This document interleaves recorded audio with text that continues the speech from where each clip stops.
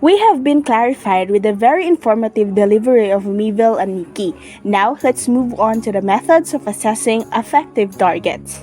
In my discussion, we are going to tackle the four methods: the attitude scales, the Likert scales, semantic, differential scales, and the staple scales. Attitude scales is a tool prepared for a purpose of measuring people's attitudes towards an issue. Attitude scale indicates one's degree of agreement or disagreement with a series of statements dealing with a particular subject.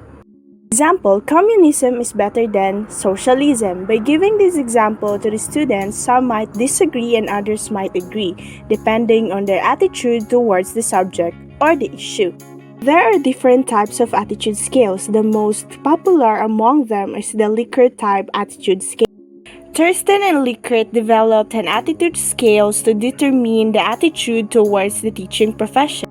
The individual is asked to indicate the degree of his agreement or disagreement with each item on a 3-point, 5-point, or 7-point scale depending on the precision required.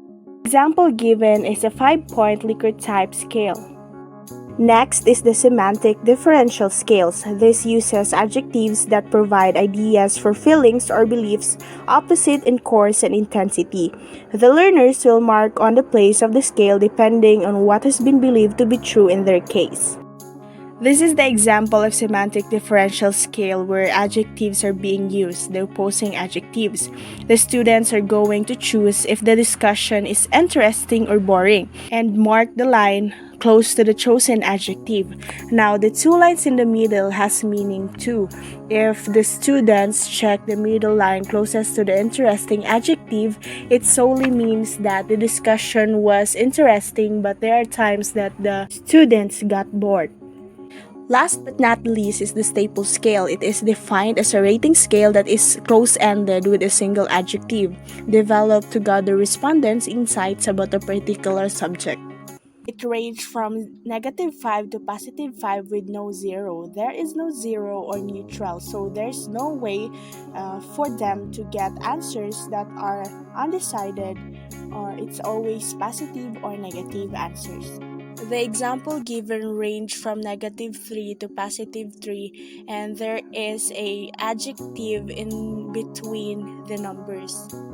These methods are useful in assessing the affective domain of the learners. Simple, clear, and easy to interpret.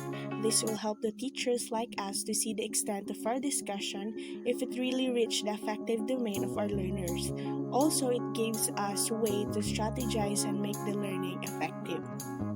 Thank you for listening. This has been the Group 10.